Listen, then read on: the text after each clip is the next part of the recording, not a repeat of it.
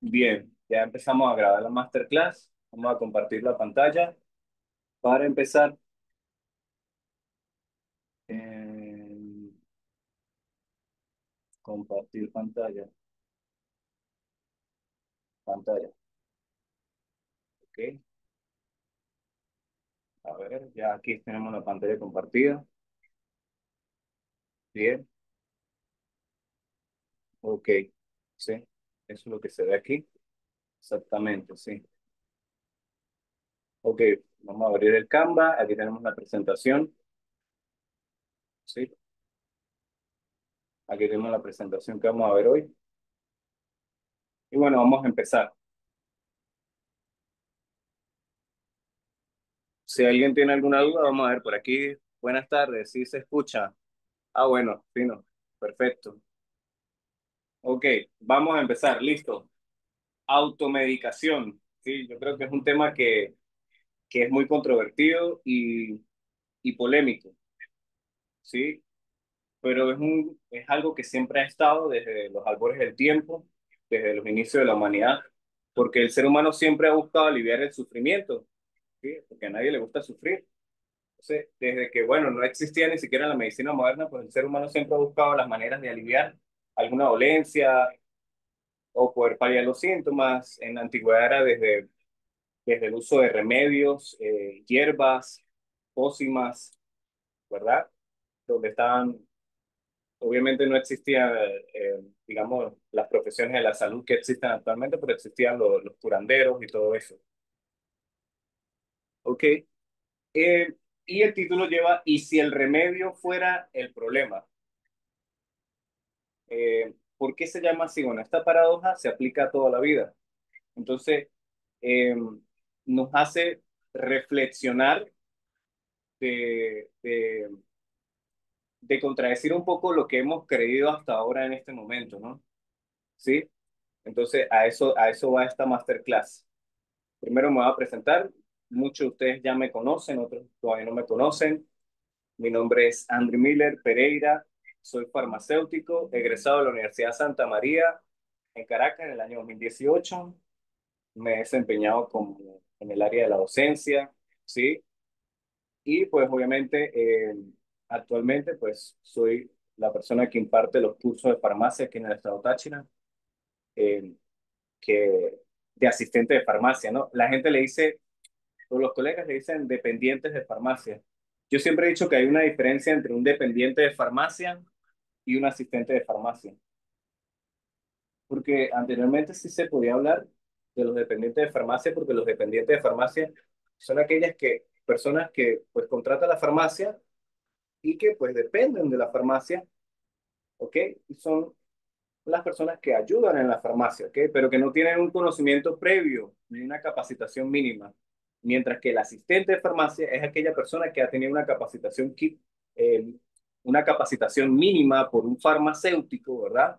Para poder, obviamente, cumplir con lo que dice la ley. Con lo que dice la ley, que están los aprendices de farmacia, los auxiliares de farmacia, que son el personal de apoyo, en este caso del farmacéutico.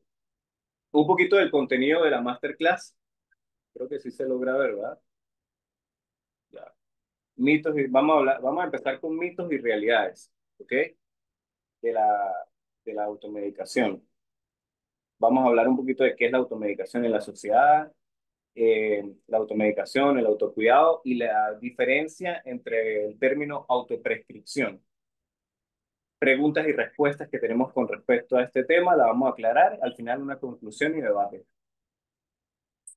Entonces, vamos a empezar con los mitos. Si alguien quiere participar, alza la mano y me avisa, ¿ok? Primer mito, los antibióticos pueden tomarse sin receta si ya lo has usado antes. Es decir, la persona usa un antibiótico, ya sea por recomendación de un médico, una faringitis, por ejemplo, en el caso de una moxicilina o una citromicina, y pues eh, le sirvió en ese momento el antibiótico, ¿verdad? Muchas personas piensan que porque ya le sirvió, ¿verdad? En esta infección, que de repente es una infección similar, le puede servir. y no siempre es así, aunque la infección sea el mismo tipo de infección, es decir, puede ser una infección urinaria igual que la vez pasada. Por ejemplo, pasa mucho con las infecciones urinarias recurrentes. Eso es mucho, muy frecuente en mujeres. Y yo he visto varios antibiogramas a lo largo del año y el antibiograma varía mucho a lo largo del año. Un antibiótico, y puede ser la misma bacteria, Escherichia coli, a la cual la bacteria era sensible en enero, resulta que el antibiograma que se hizo en septiembre, resistente totalmente, ¿sí? Y esto se debe porque no todas las infecciones son iguales y dependen mucho de las bacterias.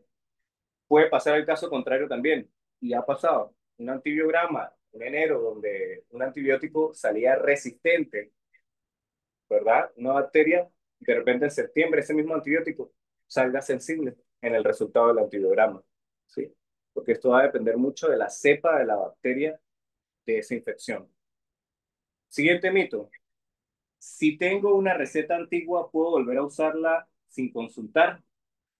Eh, la respuesta definitivamente es no, ¿sí?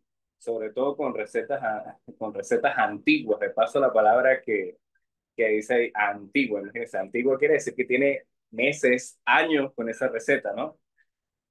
Hay algo que quiero aclarar a medida que vamos a ir avanzando. En otros países se maneja lo que es el resurtido de las recetas. Aquí en Venezuela, en la ley no especifica cuántas veces hay que resurtir un medicamento, ¿sí? Estamos claros que hay medicamentos que tienen un control muy estricto, como son los estupefacientes y los psicotrópicos, que simplemente se, se surten una sola vez con el récipe. Pero hay otros medicamentos que son con prescripción facultativa, como por ejemplo los antidepresivos, antihipertensivos, medicamentos para la diabetes, para patologías crónicas, ¿sí?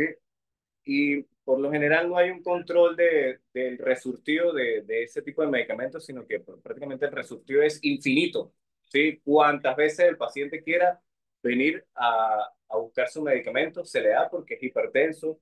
Y entonces siento que no hay un control en ese sentido, no hay un control. De repente no con todos los medicamentos, pero algunos medicamentos sí requieren de ese tipo de control. Por ejemplo, con los antipsicóticos pasa mucho, la quetiapina o cualquier tipo de antipsicótico. Recuerden que estos tratamientos, aunque son crónicos, no son permanentes por toda la vida. En algunos casos, todo va a depender de lo que el médico haya prescrito, ¿sí? Entonces, el paciente viene y busca el antidepresivo. Hay pacientes que tienen 20 años tomando antidepresivos, jamás se les controló eso, porque el resurtido de ese tipo de medicamento es infinito aquí en Venezuela. Y la ley no establece un límite de cuántas veces hay que resurtirlo. Y vamos a ir hablando de eso más adelante, ¿ok? Si el medicamento, siguiente mito, si el medicamento es de venta libre, no tiene efectos secundarios. Es totalmente falso. Aunque los medicamentos de venta libre tienen que tener como requisito que deben ser seguros en la mayoría de personas a dosis convencionales, la realidad es que el mecanismo de acción de los medicamentos es muy complejo y la fisiología y las enfermedades son muy individuales en cada persona. Para lo que una persona puede ser inocuo, para otra persona puede ser fatal. Caso puntual, voy a colocar un ejemplo, Alka-Seltzer. El famoso Alka-Seltzer, que contiene ácido acetil salicílico como principio activo en letras ultramicroscópicas, ¿sí? Que nadie ve, y que puede ser fatal porque ya que la alergia y la hipersensibilidad al ácido acetil salicílico, a la aspirina, es bastante prevalente. Muchos de estos pacientes terminan tomando Alka-Seltzer, teniendo reacciones anafilácticas, llevándolo casi al borde de la muerte por desconocimiento, ¿sí? Y estos medicamentos están de fácil acceso a la mayoría de personas porque son de venta libre. No solamente de venta libre, porque hay unos medicamentos de venta libre, pero son exclusivos de farmacias, ¿no? No, estos son medicamentos de venta libre que no solamente son exclusivos de farmacias, sino que se pueden conseguir en una bodega, en un supermercado, o sea, imagínense ustedes, ¿no? Porque eso hay que tener en cuenta y eso tampoco lo establece la ley. ¿Cuáles son los medicamentos de libre acceso que son exclusivos de la farmacia y cuáles son los medicamentos de libre acceso que sí pueden ser de libre acceso para cualquier tipo de establecimiento? ¿Sí? ¿ok? En este caso yo pensaría que serían como los que son los que tienen registro de A, es decir, de alimento como suplemento.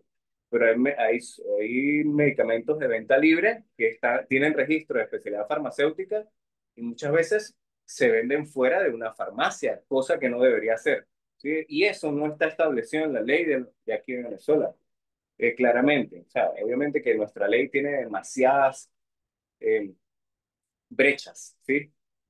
Siguiente mito. Tomar más dosis acelera la recuperación, ¿sí? Las personas siempre piensan que más es mejor y no siempre es así, ¿ok?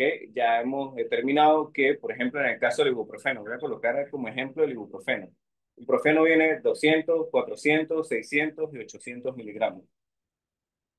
Pregúntenle en una farmacia de esos cuatro ibuprofenos, ¿cuál es el que más se vende? Sin duda alguna, el que más se vende son el de 600 y el de 800 miligramos. ¿Por qué? Porque ahí hay una dispensación inducida, aunque ustedes no quieran, aunque no lo querramos aceptar, así como existe la prescripción inducida, donde el paciente y el paciente fuerza al médico que tiene que recetarle un antibiótico, porque si no le receta un antibiótico, también en la farmacia presentamos el mismo fenómeno social. A veces las personas exigen e inducen al auxiliar farmacéutico que está en la farmacia. Estamos claro que no todas las farmacias tienen farmacéutico, que algunas farmacias solamente buscan vender, pero en tal caso eh, es tanto el problema aquí que pues la farmacia, pues si usted no me lo vende, me voy a otra farmacia. Sí, así pasa el fenómeno este social donde las personas inducen a que tienes que darle lo que ellos pidan, ¿sí? Y ya sabemos que dosis de 400 miligramos producen el mismo nivel de analgesia que dosis de 800 miligramos. Dosis por encima de 400 miligramos se han asociado solamente con mayores reacciones adversas al medicamento y no mejores beneficios. Entonces no tiene sentido dosis de 800 miligramos. Algunos se preguntarán, bueno, entonces, ¿para qué la industria saca presentaciones de 600 y 800 miligramos? Pues bueno, entre más masa morra. Es decir, entre más presentaciones y más variedad de especialidades farmacéuticas, mayor número de ventas, ¿sí? Más número de sabores helados, más ventas. Entonces, obviamente, por ejemplo, aquí en Venezuela pasa el caso de la aspirina. La aspirina solamente se comercializa exclusivamente la de 81 miligramos, que prácticamente es para lo que realmente sirve la aspirina, como antiagregante plaquetario, se aprovecha por su poder antiagregante plaquetario para prevención de eventos cardiovasculares. Pero usted va a Colombia y anteriormente aquí en Venezuela lo había, antes de que el Instituto de Higiene Rafael Regel eliminara las otras presentaciones, existía la presentación de 100 miligramos, que es la aspirina de niños, de 500 miligramos, o sea, habían otras presentaciones más de aspirina. La de 500 miligramos no se utilizaba como antiagregante plaquetario, sino se utilizaba, era para la fiebre y el alivio del dolor, igual que la aspirina para niños se utilizaba, era para la fiebre. Yo me acuerdo que cuando yo estaba pequeño, inclusive, no, iban a la bodega de paso porque era de venta libre. Y lo primero que le dan al niño cuando tenía dolor y fiebre era una aspirina. Y razones obvias para quitar esas presentaciones es que existen otros medicamentos que cumplen la misma función y son más seguros, como por ejemplo el acetaminofén, ¿sí? Vivimos en una zona tropical que está cerca del Ecuador. Hay mucha lluvia, es un clima bastante húmedo y proliferan enfermedades tropicales como el dengue, ejemplo.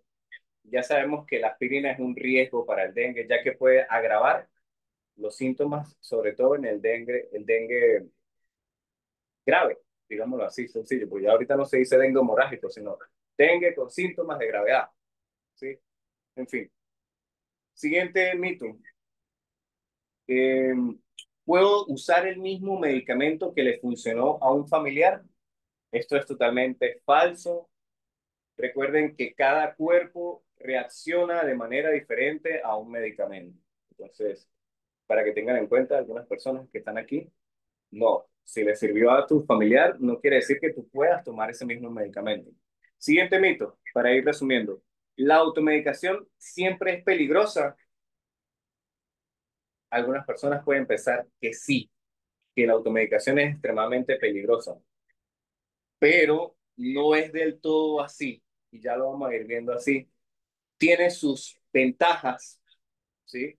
En ciertos contextos, ¿verdad? Quizás aquí en el contexto de Venezuela no sea como, en la mayoría de casos no sea ventajoso, en la mayoría de casos es desventajoso.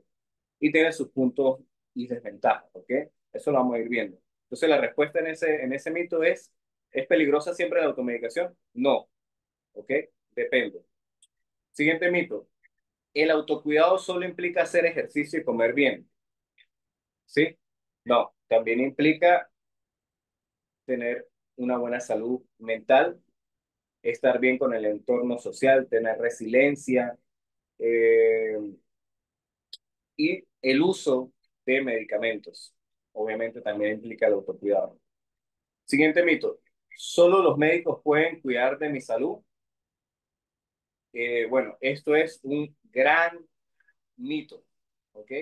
Si es verdad que el experto en las enfermedades es el médico y que el médico es prácticamente aquel profesional, ¿verdad? Central en el cuidado de los pacientes enfermos, ¿verdad? El mismo paciente inclusive puede cuidar su salud. Es responsable de sí mismo también. Y ya lo vamos a ir entendiendo a medida que avancemos. Y otros profesionales también son súper importantes en el cuidado del paciente, farmacéutico, desde el laboratorio, el bioanalista, el nutricionista y otras profesiones del área de la salud, la enfermera, por supuesto. ¿Ok? Mito, el último mito que aparece aquí. El autocuidado, vamos a ver si hay preguntas. Nadie no ha hecho preguntas. El autocuidado reemplaza al médico. Para nada. Eso es como que usted me diga, no, la inteligencia artificial reemplaza al médico. Todavía no. Y yo creo que eso va a ser muy difícil, ¿sí? Va a ser muy difícil.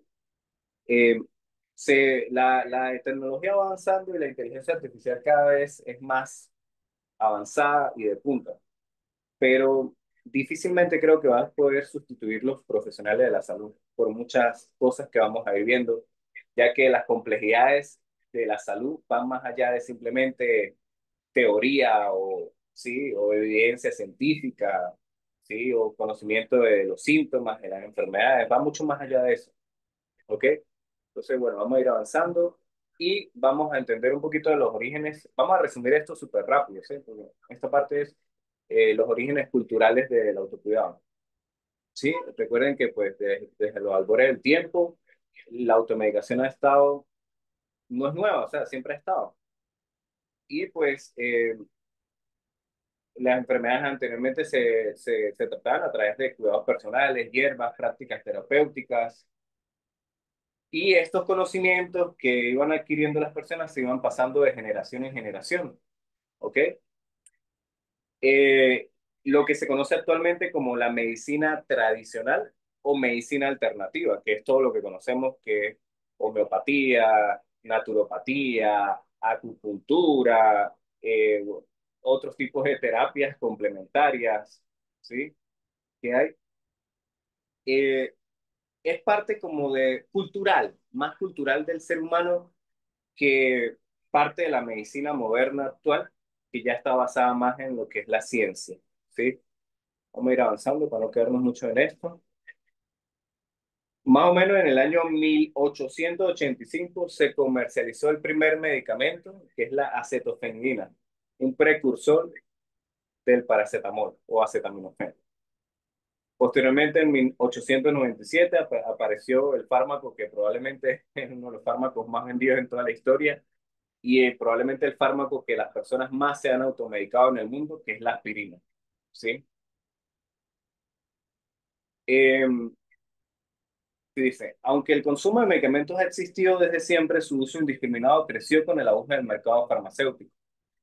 Las famosas pastillas mágicas, por su efectividad rápida y fácil acceso, fueron rápidamente aceptadas por la sociedad, obviamente.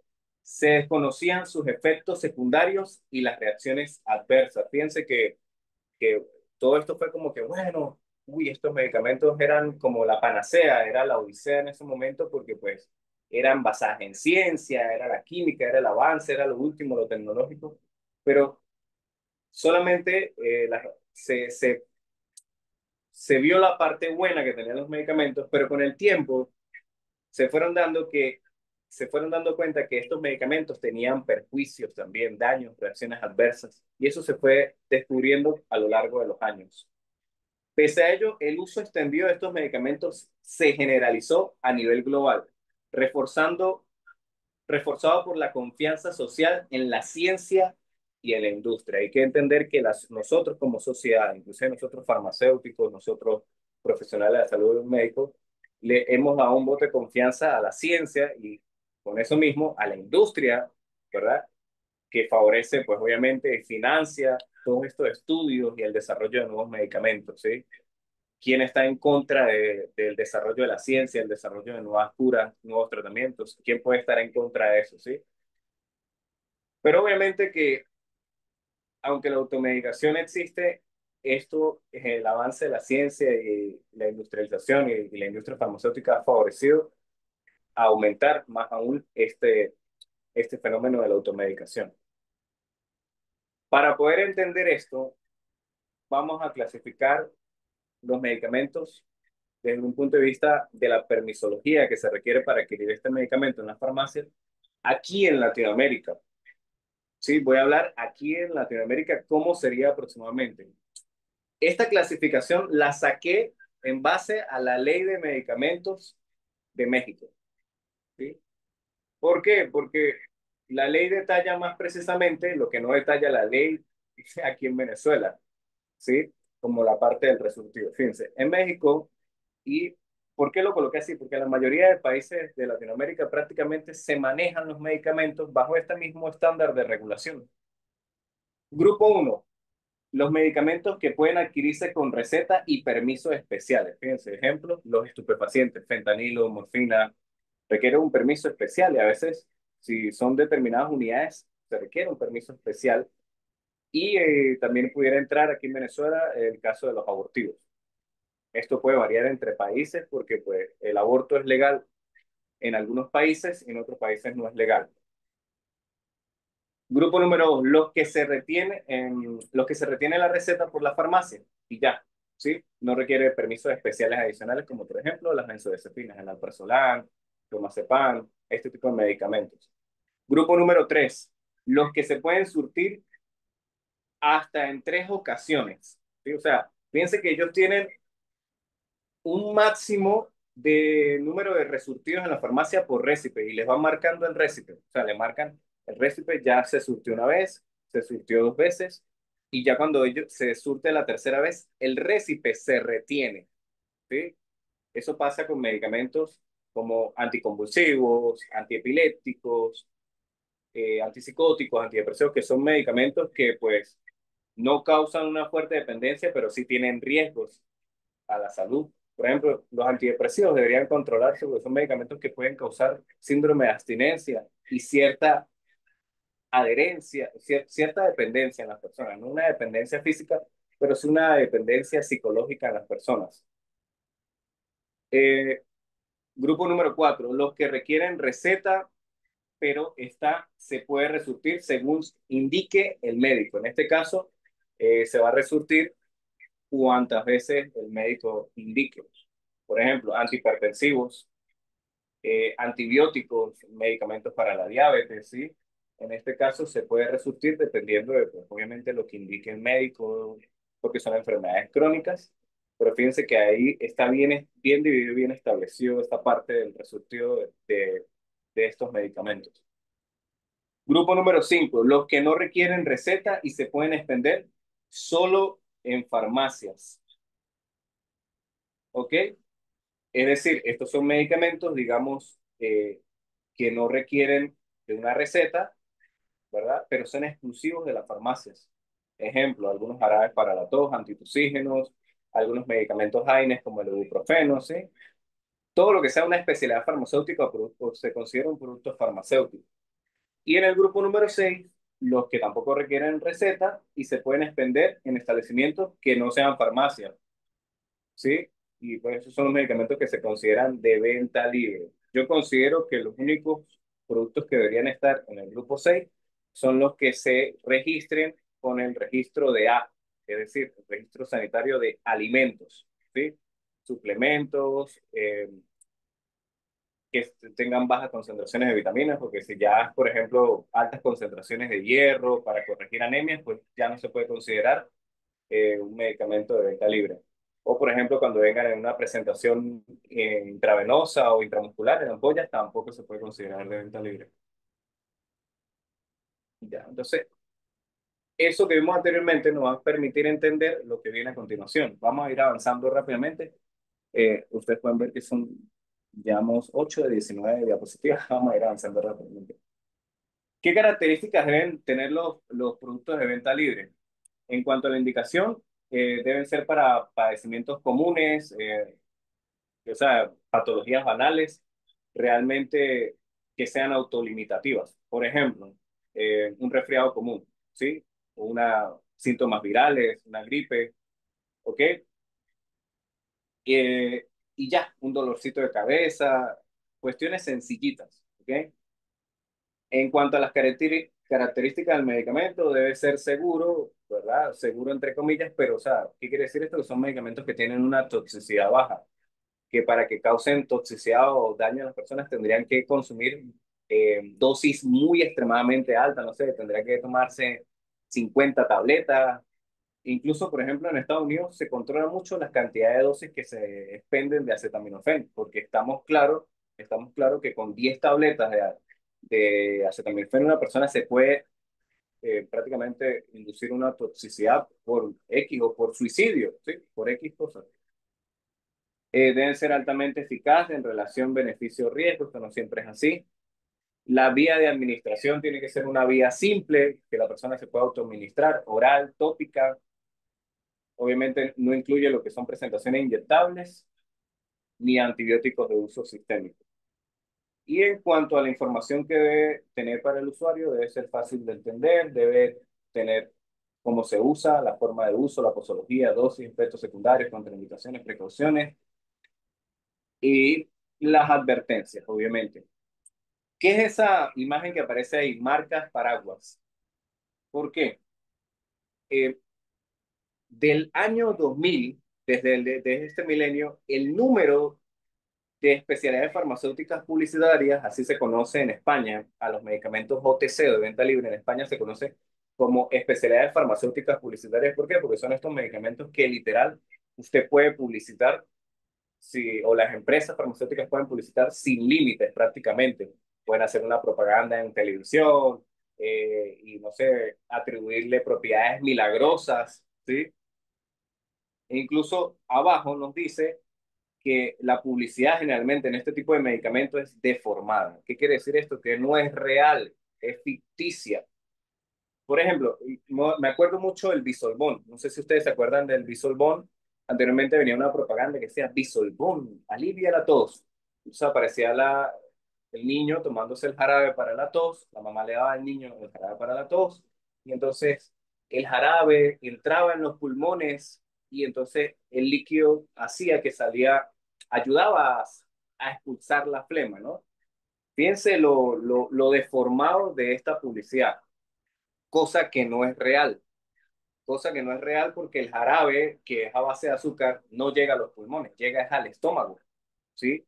Si llegara a los pulmones, esto le causaría una neumonía química o algún tipo de problema respiratorio al paciente, ¿sí? Entonces, es una publicidad totalmente deformada que ha creado, obviamente, fíjense, al lado derecho aparece la cultura de la píldora, ¿sí? ¿Qué es la cultura de la píldora? Que este término, que está entre comillas, la cultura de la píldora es que una píldora mágica que me cure todo, ¿sí? Y ahí entran las famosas marcas paraguas que lo alivian todo. Por ejemplo, ¿usted no han visto el Broxol? Broxol. Y si yo les pregunto, ¿Broxol para qué es? Ya va. ¿Para qué es el Broxol? Las personas lo pueden asociar con muchas cosas. Lo pueden asociar para la gripe, lo pueden asociar para la tos con flema, para la tos alérgica. para la tos seca, ¿sí? Para el dolor de cabeza, porque hay un Broxol para el dolor de cabeza, etcétera. O sea, es una marca que abarca distintos tipos de productos que sirven para distintos tipos de afecciones, ¿sí? Eso es lo que se conoce como marcas paraguas, ¿sí? Por ejemplo, Atamel, Atamel yo no sé qué, Atamel, Analper Grip, Analper yo no sé qué. Es decir, eso es lo que conocen marcas paraguas. Entonces, esto crea la cultura de la píldora de que Broxol, ¿para qué sirve la persona? Bueno, Broxol sirve para todo, ¿sí? ¿Por qué? Porque como la persona no va a diferenciar entre el Broxol Grip, Broxol Phlegm, que es para la tos con flema, Broxol 2, que es para la tos seca, o Broxol Alert, que es para la tos productiva y alérgica, no lo va a saber diferenciar, ¿sí? Simplemente la persona lo que va a ver es la marca, que sirve para todo, ¿sí? Eso es lo que ha favorecido las famosas marcas paraguas, ¿sí? A ver, si te dijera, por aquí hay preguntas, nadie ha dejado preguntas todavía, pueden dejar sus preguntas. Si te dijera que te automediques, ¿qué piensas automáticamente? Yo digo, mire, automedíquese, no importa, agarre este medicamento que tiene ahí, tómese la caja completa, ¿sí? Automáticamente usted pensaría, ya va, este me está diciendo que me quiere intoxicar, me quiere envenenar, ¿sí? Toxicidad, intoxicación, dependencia, irresponsabilidad, falta de educación, riesgo a la salud es lo que uno piensa cuando decimos que una persona se automedique. Pero esto no siempre es así, ¿sí? Tenemos un concepto erróneo de lo que es de la automedicación, ¿ok? Empezamos a definir qué es autocuidado. La Organización Mundial de la Salud reconoce el autocuidado como un elemento esencial dentro de los sistemas de salud, ¿sí? ¿Cuáles son estos componentes del autocuidado? Una buena nutrición, ¿sí? Balanceada y saludable, obviamente, porque no toda la nutrición es saludable. Estamos hablando de alimentos de calidad, una nutrición de calidad. Estilo de vida, en esto entra obviamente en juego la insertación social de las personas, la salud mental, eh, su, su capacidad de resiliencia y también, obviamente, el ejercicio y el sedentarismo. La higiene, ¿sí? Factores ambientales, ¿sí? Ahí entra, por ejemplo, si la persona literal tiene un techo donde vivir, cuestiones así, la zona en el mundo donde vive, muchas cosas. Y factores socioeconómicos también, el acceso a los sistemas sanitarios, la economía de su país y la automedicación, ¿sí? Son componentes que juegan un papel clave en el autocuidado de las personas. ¿Por qué digo esto? Porque la gente confunde automedicación, que es un término que siempre se ha usado, versus autoprescripción, ¿sí?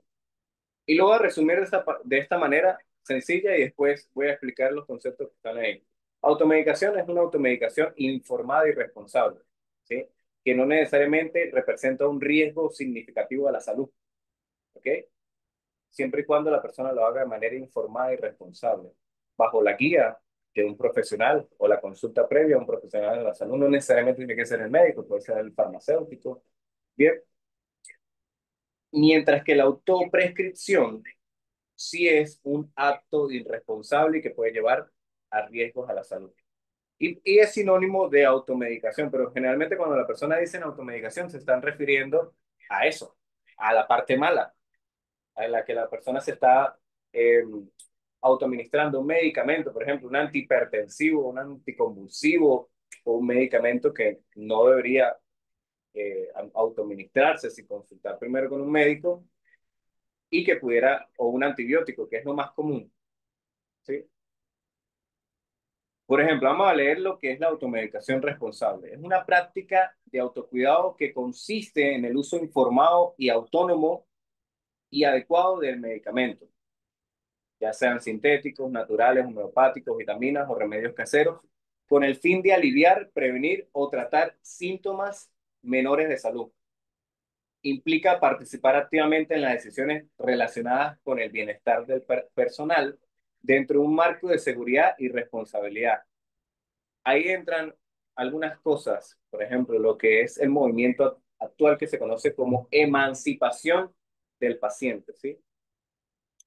Esto profundiza un poco la relación médico-paciente, profesional de la salud, paciente, porque ya no es como las relaciones donde el médico dictaba y el paciente tenía que obedecer. No, ya actualmente el paciente tiene participación en su salud y en las decisiones que se toman en cuanto a su salud, ¿verdad? Es un movimiento actual que se está llevando y bajo ese concepto, ¿verdad? El paciente en unos casos puede ser experto también. Ahí dice paciente experto. ¿Qué es esto de paciente experto? Fíjense, ahí abajo lo dice. El médico es experto en la enfermedad del paciente, pero el paciente lo es de su padecimiento. Es verdad que el médico es el profesional que puede guiar a las personas por su capacitación, por su experiencia, ¿verdad? Pero solamente el paciente es el que sabe de su padecimiento, es el que lo vive en carne propia, es el que lo siente, ¿sí? Por lo tanto, el experto en eso es el paciente. Entonces, el paciente también tiene que tener voz y voto en cuanto a todo lo que tenga que ver con su salud, inclusive la parte de la medicación. ¿Ok? Y eso es un concepto y un movimiento que se está llevando actualmente en muchos países del mundo. ¿Sí? Ya no es solamente el médico que va a llegar y va a decidir por el paciente, sino que es el paciente que también tiene participación. No se trata de que el paciente, ojo, automedicarse no se trata de que el paciente tome decisiones propias sin pedirle permiso ni consulta a nadie ni informarse de nada, sino solamente algo que vi en TikTok o en Google. No, se trata de que el paciente, ¿verdad? De manera informada, ¿verdad? Tome decisiones en cuanto a su salud, ¿sí? ¿Ok? Ajá, ahora, la autoprescripción como actividad riesgosa es irresponsable, indiscriminada, desinformada, viola la ley e implica la adquisición sin receta médica o recuperar o recuperar una medicación utilizada anteriormente. La interrupción o prolongación del tratamiento prescrito, porque es que las personas piensan que es que automedicarse es solamente eh, decidir tomarse un medicamento por cuenta propia, ¿no? Si usted, por ejemplo, decide, ay, no, no me voy a tomar el tratamiento completo, lo voy a suspender por decisión propia, usted también se está automedicando. El incremento o disminución de la dosis. Ay, no, yo como que me voy a tomar uno de dosis más alta porque más dosis mejor. No, también te estás automedicando. Conseguir fármacos o medicamentos en círculos sociales cercanos y utilizar medicamentos acumulados en los domicilios. Las personas siempre tienden a guardar medicamentos en un botiquín o en su casa, de acumular y utilizar estos medicamentos que les sobró desde antes. O sea, por ejemplo, me sobró una moxicilina de la vez pasada que me la envió el médico, entonces esta vez voy a utilizar esos medicamentos porque me funcionó la vez pasada. Entonces, como me funcionó la vez pasada, esta vez me va a funcionar. Ajá. Esto con el fin de autotratarse alguna enfermedad, signo o síntoma de la misma, ya sea por iniciativa propia, recomendaciones de familiares u otras personas fuera del ámbito o en redes sociales. Desde esta perspectiva, la automedicación sí es un problema social y de salud pública. ¿Por qué? Porque usted dice, bueno, pero es que el paciente, yo tengo derecho a decidir por mí mismo, ¿sí? Yo tengo yo correré con los riesgos, sí, pero es que cuando tú te automedicas, los riesgos no son solamente tuyos, sino que involucran a la sociedad. Por ejemplo, en el caso de la automedicación con los antibióticos, estás perjudicando a la sociedad completa porque al automedicarte con antibióticos estás favoreciendo el aumento de la resistencia bacteriana, que no solamente te perjudica a ti individualmente, sino que va a perjudicar a una persona que necesita ese antibiótico en un futuro, ¿sí? Entonces ya no sería egoísta pensar que solamente no me puedo, yo puedo automedicarme porque es mi decisión, ¿sí? Eso sería algo muy egoísta. Y ahí como lo dice, es irresponsable por parte de la sociedad hacer ese tipo de cosas. ¿Bien? Entonces, entendamos que no es lo mismo hacerlo de manera informada y responsable que hacerlo de manera desinformada y irresponsable y de manera indiscriminada. ¿Cuáles son los medicamentos más comunes que generalmente las personas se automedican? Entre esos, irónicamente, aparecen los antibióticos, ¿sí? Los antibióticos no son de venta libre, pero las personas las consumen y se automedican con los antibióticos como si fueran medicamentos de venta libre aquí en Latinoamérica, ¿sí? Si ustedes me preguntan cuáles son los países que más se automedican en el mundo, obviamente entre eso está todo lo que es Latinoamérica, ¿verdad? Asia y África. En África se entiende por el bajo acceso a la salud y las limitaciones socioeconómicas. Pero aquí en Latinoamérica es algo un poco mucho más multifactorial.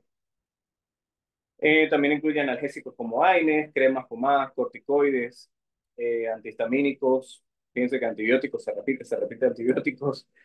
Omeprazol es uno de los medicamentos, inhibidores de la bomba de protones, inhibidores de la motilidad, metoclopramida, antieméticos. Esos son antiácidos, son de los medicamentos que más comunes se automedican las personas. ¿Cómo se explica este fenómeno de la automedicación? O sea, ¿cuáles son los mecanismos por los cuales ocurre? Bueno, hay un triángulo que se llama el triángulo del factor humano que se sirve para explicar prácticamente la interacción del ser humano con cualquier otra cosa. En este caso, con la automedicación, los medicamentos. Y en este caso juega un papel muy importante el farmacéutico en la farmacia y el médico. ¿Sí? ¿Por qué digo esto? El médico prescribe un tratamiento. Esta es la cadena. El enfermo, el paciente, va a la farmacia. En la farmacia le dispensan este medicamento. Entonces el paciente a los días se siente bien y como se siente bien, decide no cumplir con el tratamiento completo, ¿verdad? Deja el tratamiento por mitad.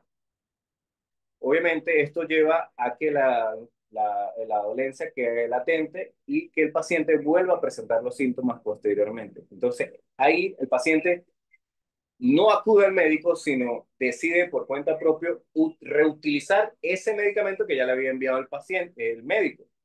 Pero como le hacen falta dosis, acude nuevamente a la farmacia, ¿sí?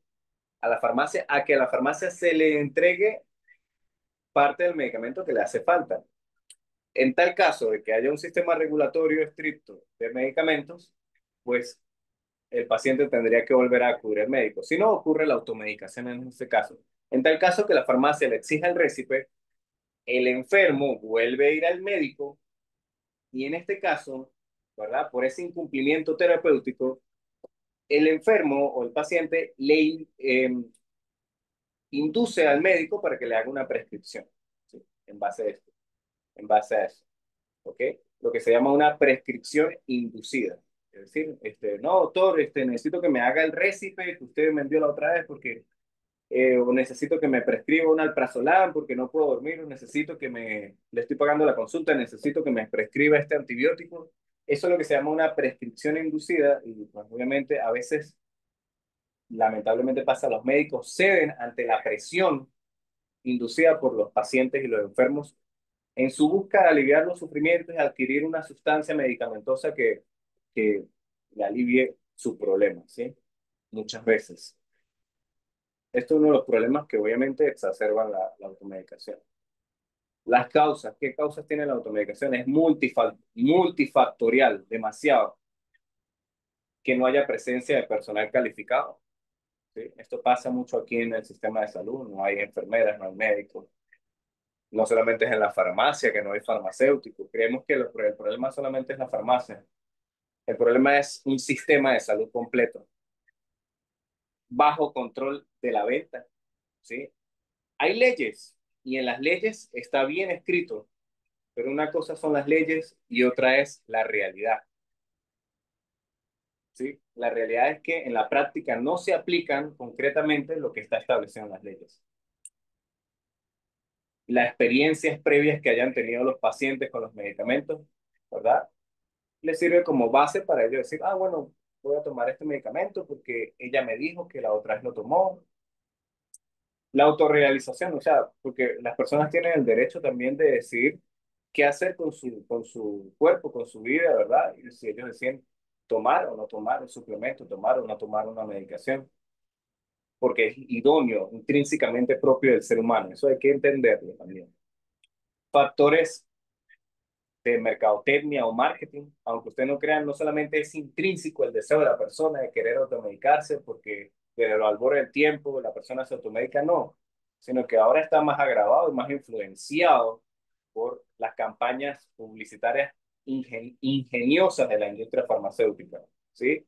Y que son simplistas, porque no explican la complejidad de la cosa, que solamente podríamos entender nosotros los profesionales de la salud y los pacientes no van a entender eso. Entonces, entendiéndolo de un punto simplista, el paciente dice, ah, bueno, esto sirve para esto sirve para esto, entonces me lo tomo porque sirve para esto. Así lo entiende tal cual el paciente, pero ningún momento en la publicidad apareció advertencias, riesgos, ni precauciones, ni nada por el estilo. Y aunque ustedes no lo quieran aceptar, el paciente debe conocer eso, debe conocer completo. Y yo creo que todos estamos en derecho de conocer la información completa de nuestra salud. Es como que decir que usted tiene una enfermedad de diabetes o cáncer y entonces usted no le quieran decir que tiene la enfermedad. No, lo que tiene es un leve, no, una prediabetes, un hiperinsulinismo, pero eso no es diabetes, pero y no le quieran decir la verdad de que realmente usted tiene una enfermedad. El paciente, así como tiene derecho de que le digan, mire, usted tiene cáncer, tiene VIH, tiene esto, lastimosamente, aunque duela, ¿verdad? El paciente debe saber que sufre de determinada enfermedad, debe saber la realidad, pues también debe conocer el contexto completo de los medicamentos y saber la realidad de los medicamentos, ¿sí? Cómo se contrarresta esta publicidad simplista y deformada de la industria farmacéutica con información que no solamente lleve a los beneficios, sino también al paquete completo, ¿sí? Del medicamento, ¿sí? Los posibles riesgos. En ese contexto, el paciente va a estar mucho más informado. Si llega a presentar una reacción, puede saber que fue el medicamento, notificar al profesional, tomar acciones, ¿sí? O simplemente tener mayor precaución con los medicamentos. Pero para eso se requiere un alto nivel educativo en los sistemas. Ahí es la siguiente parte, la causa, un bajo nivel educativo, ¿sí? Nos lleva a eso y la inaccesibilidad al sistema de salud, ¿sí? De repente zonas rurales donde la persona no hay ni siquiera un consultorio popular o un ambulatorio. Estas personas pues obviamente recurren a usar la matica, el remedio para una dolencia, cualquier cosa, hacerse un emplasto. ¿Por qué? Porque simplemente no tienen acceso a médicos o a profesionales, ni mucho menos, muchas veces menos a medicamentos, ¿ok? Todos estos son factores que van a influir en la automedicación, porque sí, automedicarse no solamente tiene que ver con los medicamentos. Usted se automedica cuando decide tomarse una ramita, una valeriana, cualquier tipo de planta aparentemente con propiedades medicinales. Ajá. ¿Qué aspectos positivos, fíjense, ya vamos a terminar. No se afanen, ya vamos a terminar. Pueden ir haciendo sus preguntas. Me la dejan ahí en los comentarios. Eh, ¿qué parte positiva tiene la automedicación? ¿Y qué partes negativas tiene? Positivas, vamos a ver. Independencia y capacidad funcional en las personas. Esto hasta cierto sentido. Esto es en un sistema de salud avanzado, donde haya un alta nivel de educación y cultura sanitaria, ¿sí? Y donde haya, pues, obviamente, un seguimiento de las personas. Por lo tanto, el paciente puede tomar decisiones en conjunto con otro profesional de manera informada. Autorresponsabilidad en las personas, descarga del sistema de salud, eso es importante. Lo vimos en la pandemia del COVID-19. La pandemia del COVID-19 exacerbó la automedicación a unos niveles que jamás se habían visto. Es decir, prácticamente en el hospital te decían, no, vaya para su casa, mire, tome, aquí está ivermectina, vitamina C, se toma eso, se acuesta y allá en la casa. Se mandaban a automedicarte en la casa porque aquí en el hospital no ibas a caber. ¿Ok? Entonces, es una realidad sobre todo cuando los sistemas de salud no están preparados para una situación como una pandemia, ¿no? Disminución en el uso de medicinas alternativas. Esto es algo claro, ¿no? O sea, si las personas eh, acceden a estos medicamentos, pueden disminuir el uso de, por ejemplo, hierbas, pócimas, cosas como homeopatía o cosas que están fuera de contexto de la medicina moderna actual y que ya no tienen o que no tienen evidencia científica, ¿ok? y el aumento al acceso a aumento en el acceso a los medicamentos, ¿ok? Y la acreditación del farmacéutico. ¿Por qué dice acreditación del farmacéutico? Porque aunque ustedes no crean, los farmacéuticos en la parte de la automedicación responsable juegan un papel crucial, crucial. Sin el farmacéutico, el paciente no va a poder nunca tener en un sistema de salud una automedicación responsable. La primer acceso que tiene el paciente para poder consultar sobre un medicamento es el farmacéutico. Y si va a la farmacia y no está, ¿a quién le va a consultar? ¿Sí? Entonces, el papel del farmacéutico aquí es impresionante. ¿Ok? Por eso la capacitación del farmacéutico, la actualización del farmacéutico en estos temas es importante. Aspectos negativos de la automedicación. Eh, Disminución de la eficacia de los tratamientos, porque pues obviamente cuando la persona se autoprescribe un medicamento, pues las dosis son erróneas, no son correctas. Dificultad en la valoración médica, porque pues, no lo va a evaluar un médico. Iatrogenia y mayores interacciones entre medicamentos, alimentos, reacciones adversas que no se sabe por qué ocurrieron, abusos y dependencias, por ejemplo, con lo que pasa con los psicotrópicos y estupefacientes, aumento de la resistencia a los antibióticos, que es creo que es el problema más principal en la automedicación, el problema principal es ese actualmente, y alteración de la relación médico-paciente, cosa que no es, que no debe pasar por la automedicación, ¿no? Al contrario, la automedicación debe reforzar la relación médico-paciente, ¿sí? ¿Y por qué la refuerzo? Ustedes pensarán, no, pero es que si el paciente se automedica, no necesita del médico. No, esto no es así, ¿sí? Vamos, a veces los médicos no se dan basto, ¿sí? La mayoría de patologías que le llegan a los médicos ya son patologías secundarias más graves, ¿sí? Cuando la mayoría de personas acude a automedicarse con patologías menores, ¿sí? Entonces, ¿qué pasa? Si están asesorados por un farmacéutico, el farmacéutico los puede guiar a estas personas para determinar cuándo es el límite, cuándo sí tengo que ir al médico, ¿sí? Y eh, llevando una perspectiva informada, el paciente va a tener mucho más conocimiento de su enfermedad cuando llegue al médico, lo que le permite tomar decisiones junto con él al momento de la consulta con el médico, ¿sí? O el encuentro con el médico. En fin, por eso es importante el papel del farmacéutico. Creo que vamos allá. Esta es la última parte de esta presentación. Preguntas, que, que, que yo sé que si no me van a hacer preguntas, no importa, yo ya las formulé. Son preguntas que tenemos aquí. Primera pregunta, ¿cuál es el origen de la automedicación? Ya todos lo sabemos. El origen de la automedicación es multifactorial, pero es intrínseco del ser humano siempre querer aliviar el sufrimiento. Pero además de eso ha sido exacerbado por el marketing farmacéutico actual, ¿sí? ¿Cuán frecuente es su práctica? Muy frecuente, prácticamente está banalizada en la sociedad. Eh, ¿Sí? Es omnipresente en el mundo. Globalmente, la automedicación. Usted dirá, no, pero es que la automedicación es algo de los países subdesarrollados. No.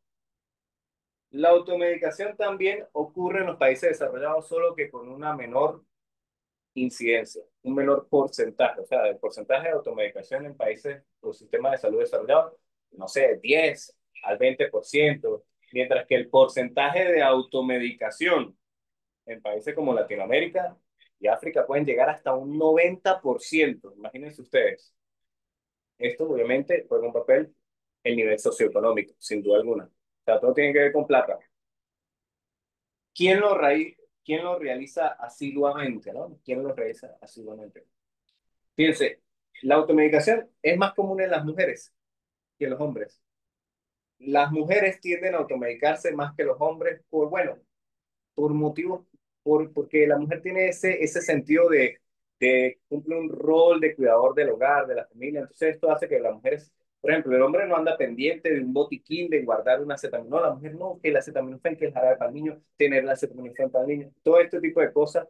Además que las mujeres, pues por sus características fisiológicas, presentan síntomas que no presenta el hombre como los síntomas menstruales, premenstruales, etcétera. Entonces la mujer tiende más a recurrir a la automedicación para aliviar sus dolencias que el hombre, ¿sí? Pero también los estudiantes. Irónicamente también los estudiantes son más propensos a automedicarse. Cuando somos estudiantes en la universidad y eso, son más propensos a automedicarse. Nos dejamos mucho influenciar por un compañero o por algo que vemos en redes sociales, etcétera, y son muy propensos a automedicarse. ¿Qué otros pacientes son muy propensos a automedicarse? También irónicamente, los profesionales de la salud, los médicos, los farmacéuticos, cualquier profesional de la salud, son de las personas que más nos automedicamos, ¿sí? Irónicamente, ya va, pero si yo soy médico y yo soy farmacéutico, ¿por qué me voy a automedicar? Irónicamente, pero somos de las personas que más nos automedicamos. Y el otro grupo de personas que más se automedican son los ancianos. Los ancianos lo hacen más porque buscan algo, o sea, entonces siempre ven a la farmacia llegar personas mayores diciendo es que me duele la rodilla, me duele esto, quieren buscar algo que les alivie ese sufrimiento, o ese dolor, ¿sí? Esa condición. Entonces, son otro grupo que tienden a realizar esta práctica asiduamente, que no siempre es una práctica mala dependiendo de cómo se realice. Si se realiza de manera informada, pues no es mala, ¿sí?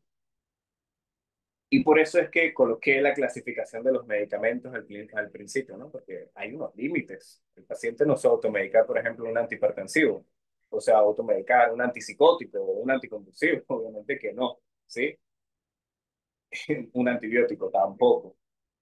Siguiente pregunta. Vamos a ver si alguien ha realizado preguntas, todavía no hay preguntas. Vamos a ver quiénes siguen conectados. Por ahí está la doctora Celia. Saludos. Saludos a todos. ¿Ok? Ajá. ¿Los beneficios superan los efectos nocivos que pueda producir la automedicación? La respuesta es no. Lastimosamente, lastimosamente, en términos generales, los efectos nocivos de la automedicación eh, son mayores que los posibles beneficios que pueda generar. Porque los mecanismos farmacológicos de los medicamentos y cómo interactúa con el cuerpo son muy complejos, ¿sí? Y en la mayoría de casos van a causar más daños que beneficios si el paciente se automedica. Eso nos lleva a las siguientes preguntas. ¿Son capaces los pacientes de identificar sus límites? Es decir, el paciente puede decir, bueno, ya tengo que ir al médico o voy a consultar, sí, porque ya la diarrea me sigue o la fiebre no me para o este dolor no me cesa, ¿verdad? Y la respuesta varía mucho, pero en términos generales, no. Los pacientes no saben identificar sus límites, ¿ok? Y esto se debe a una falta de información, a una falta de educación en la sociedad. Las personas no saben hasta cuándo deben ir a un médico, ¿sí? Muchas veces vamos al médico ya cuando o acudimos a consultar con un especialista o un profesional de la salud, cuando ya prácticamente estamos, no sé, al borde del abismo o sentimos prácticamente un dolor insoportable, etcétera. Ahí es cuando realmente el paciente acude, muchas veces no acuden, muchas veces no. El paciente no es capaz en sociedades, por ejemplo, hay un sistema sanitario desarrollado, un sistema educativo desarrollado, las personas estén bien informadas, se puede hablar de una automedicación responsable, ya que el paciente va a saber hasta cuáles son sus límites y dónde, y, y va a tener, y si tiene que un problema de salud, o así sea un dolor de cabeza mínimo, va a tener acceso a la salud, ¿ok? Cosa que aquí en Venezuela o Latinoamérica no se puede hablar de automedicación responsable, sería en casos muy puntuales, lo del paciente experto y eso. Primero por el bajo nivel educativo, el sistema sanitario que nos ayuda, el bajo control de los medicamentos en las farmacias, todo eso no va a ayudar, ¿ok? Siguiente pregunta. ¿Deben los médicos promoverla? Y esto también nos incluye a nosotros como farmacéuticos y a cualquier profesional del área de la salud. Debemos nosotros promover la automedicación, porque, mira, el doctor Andrés está hablando aquí de que la automedicación no es mala siempre, que en algunos contextos es buena. Pues la respuesta, aunque yo hablaba en esta presentación, haya hablado un poco bien de la automedicación, la respuesta es no, no debemos promover la automedicación. ¿Por qué? ¿Qué sí debemos promover? Un sistema de salud que garantice un acceso sanitario adecuado a las personas, una regulación correcta de los medicamentos, ¿sí?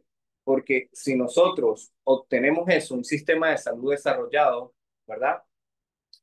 Eh, vamos a poder ofrecer un buen servicio, una buena automedicación responsable, un nivel educativo y una cultura sanitaria en la sociedad, que obviamente va a tener mínimos riesgos en la automedicación para los pacientes, pero para eso debemos promover un sistema sanitario de alto nivel, no promover la automedicación, ¿sí? Son dos cosas muy distintas. Seguimos con las preguntas, ya estas son las últimas preguntas ya. Dudas, preguntas por aquí, Nadia, pueden escribir en los comentarios. Preguntas. ¿Se le puede o no considera, ya, se le puede o no conceder la de automedicarse responsablemente a los pacientes, considerando el término de emancipación de los pacientes y el paciente experto? En este caso, la respuesta es sí. ¿Sí? ¿Por qué? Porque si el paciente es un paciente experto que está informado, lo hace con una buena asesoría, va a tener seguimiento médico, si lo hace bajo ese contexto, aunque ustedes no crean, muchas veces uno como profesional de la salud aprende de los pacientes, ¿sí? Hay pacientes que son hipertensos, son diabéticos, pero tienen años, 20 años, 30 años, y conocen de su enfermedad muchísimo más que cualquier médico o cualquier profesional de la salud, ¿ok? Por eso lleva a que el paciente ha buscado, ha indagado, ha aprendido, ¿sí? De su enfermedad, ¿ok?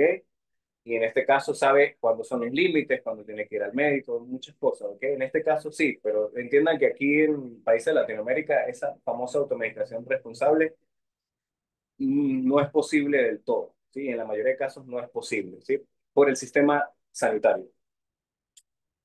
Siguiente pregunta, ¿cómo encaja la automedicación responsable aquí? Bueno, ya lo comenté, lo acabo de decir, ¿sí? Tiene que ser informada, tiene que ser, ¿ok? Con los términos que acabamos de hablar del paciente experto, la emancipación del paciente, ¿ok? Siguiente pregunta. La automedicación, fíjense, esta pregunta es demasiado importante. ¿La automedicación es inherente al ser humano por su instinto de bienestar propio o simplemente la gente ha sido víctima de las ingeniosas campañas de venta por parte de la industria farmacéutica? En este caso, son ambas. Ambas. Ya lo había explicado. Solo que desde la industrialización y desde el marketing, algo que es natural del ser humano se ha inducido, ¿sí? Hay una alta influencia de la industria farmacéutica, no solamente en los pacientes, sino en los profesionales de la salud, incluyendo los médicos y los farmacéuticos. Somos altamente influenciados por la industria, por distintos intereses y también por las campañas ingeniosas, que son deformadas porque son campañas simplistas, que no explican realmente la realidad de los medicamentos. Por aquí me dejaron una pequeña, buenas tardes, excelente charla, muchas gracias. Yo tengo una pregunta. En la automedicación mencionó a los médicos y el personal de salud en general. ¿Tiene algo de contraproducente que se automediquen ellos mismos, aun cuando es su rama? Sí, bueno, aunque ustedes no crean, sí tiene algo de contraproducente, ¿ok? Es verdad que el médico conoce de las patologías y todo eso, ¿no? Pero a veces por creernos que somos médicos, no acudimos a una ayuda, ¿verdad? Y entonces eso nos vuelve, nos sesga, ¿sí? Nos sesga y nos vuelve de una manera que no sabemos identificar nuestros límites, ¿sí? Por un lado. Y por otro lado, ¿verdad? Cuando uno está enfermo, cuando uno está enfermo, no se ve a uno mismo como un paciente. Desde la perspectiva que uno tiene como enfermo es una perspectiva muy controvertida dentro del pensamiento propio de la persona. Es decir, ¿qué quiero decir con esto? Yo estaba enfermo, a mí me ha dado virosis y he querido a veces tomar antibióticos. Yo como farmacéutico he querido tomar antibióticos porque ya tengo 5 días, 7 días y me siento malísimo y me duele el oído, tengo esto y tengo muchas dolencias y, ¿será que me tomo el antibiótico o no me lo tomo? Y yo, pero no, no me lo debo tomar porque eso es viral, eso es autolimitativo. Entonces empiezan ese montón de, de luchas internas dentro de uno mismo, sabiendo uno que no lo debe hacer. Porque a veces cuesta desaprender lo aprendido. Por ejemplo, en mi caso yo soy farmacéutico y me automedico nunca, prácticamente casi nunca, ¿sí? Este, ¿Por qué? Porque he desaprendido y he aprendido. Por ejemplo, cuando empecé con estos problemas de virosis, eh, tuve la tentación de usar antibióticos muchas veces, ¿verdad? ¿Por qué? Porque, bueno, porque en mi familia lo hacían así, porque la abuela, el abuelo, el tío tomaba antibióticos y si sí sirve y si me lo tomo, todo ese tipo de preguntas entran no, no, entonces es importante que aunque seamos profesionales de la salud, consultar, tener por lo menos una asesoría con otra persona nos ayuda mucho a no cometer errores en nuestra propia salud, ¿ok? Y bueno, me ha pasado que sí, he aguantado, no me he automedicado y pues estos procesos han sido claramente autolimitativos, aunque molestos, sí, porque uno se siente terrible, ¿verdad? Muchas veces, aunque molestos, han sido autolimitativos y entonces he aprendido, ya me ha vuelto a dar y he aprendido que no voy a tomar antibióticos, ¿sí? Pero para poder hacer eso tenemos que como sociedad, imagínense lo complejo de poder cambiar el pensamiento de automedicación en las personas, desaprender una cultura aprendida, lo cual es extremadamente más complicado porque recuerde que la industria farmacéutica ha inducido una publicidad deformada, creando la cultura de la píldora mágica en las personas. ¿Sí? Fíjense lo complejo del tema, ¿no? Ajá, entonces, ahí donde, por ejemplo, existen estrategias efectivas para evitarla, sí existen, aunque las personas piensen que la automedicación es compleja, sí existen, solo que estas estrategias van desde estrategias de microgestión, es decir, desde nosotros como profesionales de la salud, en la farmacia, en un ambulatorio, en campañas de salud, hasta macrogestiones. ¿Qué quiere decir las macrogestiones? Que requieren de intervenciones de las autoridades sanitarias, de decisiones en políticas, ¿sí? Sanitarias y económicas, que entonces no solamente depende de nosotros, sino depende de muchas otras cosas, ¿eh? Entonces ahí entra la complejidad de la resolución de estos problemas. Probablemente pasen muchos años y no se resuelva el problema de la automedicación aquí en Latinoamérica, por lo que estamos hablando, ¿no? Entonces, para finalizar, fíjense, ya esta es la última diapositiva. Vamos a leer esta pequeña reflexión que nos deja. No sé si la persona que hizo la pregunta quedó aclarado el punto de por qué, a pesar de que somos profesionales, no deberíamos automedicarnos. Nuestra perspectiva de las enfermedades cambian cuando nos da a nosotros mismos, ¿sí? A veces no somos conscientes de eso. Fíjense, pues, la automedicación, aunque profundamente arraigada en la historia humana, representa en la actualidad un fenómeno complejo y peligroso que no debe ser minimizado. Su permanencia en la vida cotidiana evidencia una grave falta de educación sanitaria. Sin duda alguna, el principal problema de todos los males es la educación, donde las decisiones sobre el uso de medicamentos se ven influenciadas más por la publicidad, la desinformación y el acceso liberal que por criterios científicos o médicos responsables, ¿sí? En la mayoría de veces. A pesar de los marcos legales existentes, su incumplimiento sistemático, sumado a intereses comerciales y deficiencias estructurales en los sistemas de salud, como Venezuela, ¿sí? Han convertido a la automedicación en un reflejo de desigualdad, negligencia institucional y abandono del derecho a la salud. Entonces, ahí vemos cómo sigue esta reflexión, dándonos una especie de perspectiva, solución alternativa a este problema. Para transformar esta realidad se requieren más que normativas estrictas, porque es que leyes hay, y ustedes saben que las hay, pero no basta solamente con leyes. Es urgente establecer un sistema de salud sólido, accesible, preventivo y con personal capacitado que garantice la atención efectiva y confianza ciudadana. Solo entonces podremos aspirar a reducir esta práctica que, aunque a veces vista como inofensiva o necesaria por la falta de alternativas, puede poner en riesgo la vida misma.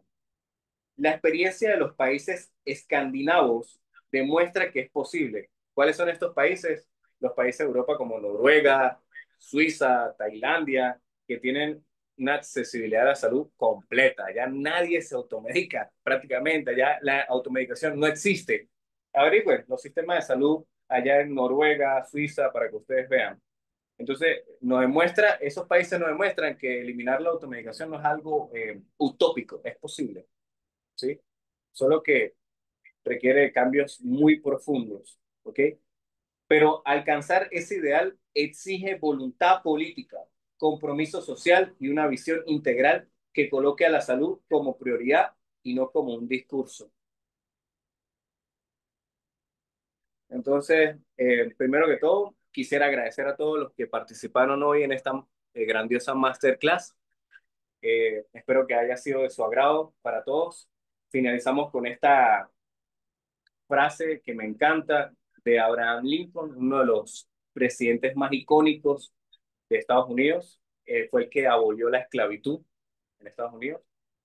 Dice, muy a menudo amamos las cosas y usamos a las personas, cuando deberíamos estar usando las cosas y amando a las personas. ¿Ok? Muchas gracias a todos ustedes por participar. Eh, Me pueden seguir en mis redes sociales, valga la redundancia de la publicidad, en Instagram, en TikTok, como educador farmacéutico, ¿ok? Muchas gracias por asistir a esta masterclass. Nos vemos en la próxima, ¿ok? Porque sí, vamos a seguir aportando al país, vamos a seguir aportando y pues haciendo más actividades como estas que son interesantes. ¿Ok? Bien, vamos a finalizar de grabar. Esto va a quedar grabado, ¿ok? Así que yo lo voy a enviar para que los que no, las personas lo van a enviar por el grupo de WhatsApp. Eso es importante que ingresen al grupo de WhatsApp. Las personas que no pudieron estar sincrónico lo van a poder ver asincrónico. Si usted de repente quiere volver a ver esta presentación, pues obviamente la puede volver a ver. ¿Ok? Toma sus notas y todo lo demás. Déjame grabar.